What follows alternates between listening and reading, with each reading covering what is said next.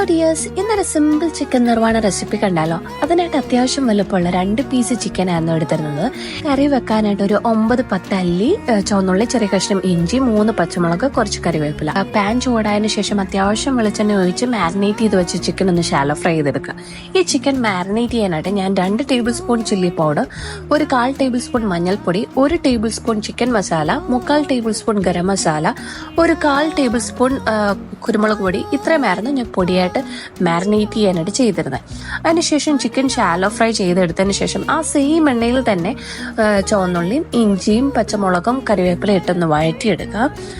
ആ ചുവന്നുള്ളി ഇഞ്ചിയൊക്കെ ഒന്ന് വഴന്ന് വന്നതിന് ശേഷം ഈ ഷാലോ ഫ്രൈ ചെയ്ത് വെച്ച ചിക്കനും കൂടെ അതിനകത്തോട്ടൊന്ന് ഇട്ട് കൊടുക്കുക. ശേഷം അതിനകത്തെ ആ ചുവന്നുള്ളിയും ഇഞ്ചിയും വഴന്ന ആ ചുവന്നുള്ളിയും ഇഞ്ചിയൊക്കെ ഒന്ന് ഈ ചിക്കൻ്റെ മുകളിലോട്ടൊന്ന് സ്പ്രെഡ് ചെയ്ത് കൊടുക്കുക. സോ ആ മസാലയൊക്കെ പെരണ്ടതിന് ശേഷം ഒന്ന് അടച്ചു വെച്ചൊന്ന് 2 മിനിറ്റ്സ് കുക്ക് ചെയ്തെടുക്കുക. ശേഷം ഒരു 3/4 ഗ്ലാസ് ആണല്ലോ തേങ്ങാപ്പാൽ ഒഴിക്കുക. ഞാനിവിടെ ഇൻസ്റ്റൻറ്റ് കോക്കനട്ട് പൗഡർ ആയിരുന്നു എടുത്തിരുന്നത്.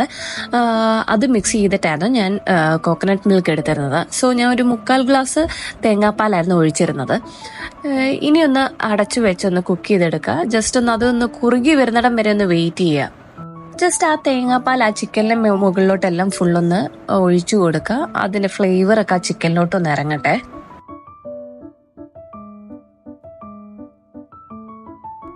ഞാൻ വീണ്ടും ഒരു 2-3 മിനിറ്റ്സ് ആണല്ലോ ഒന്ന് അടച്ചു വെച്ച് കുക്ക് ചെയ്തെടുത്തു. സോ ഈ കറിയാണല്ലോ അത്യാവശ്യം ഒന്ന് കുറുകി വന്നിട്ടുണ്ട്. എങ്ങനെയുണ്ട്? കൊള്ളാവോ?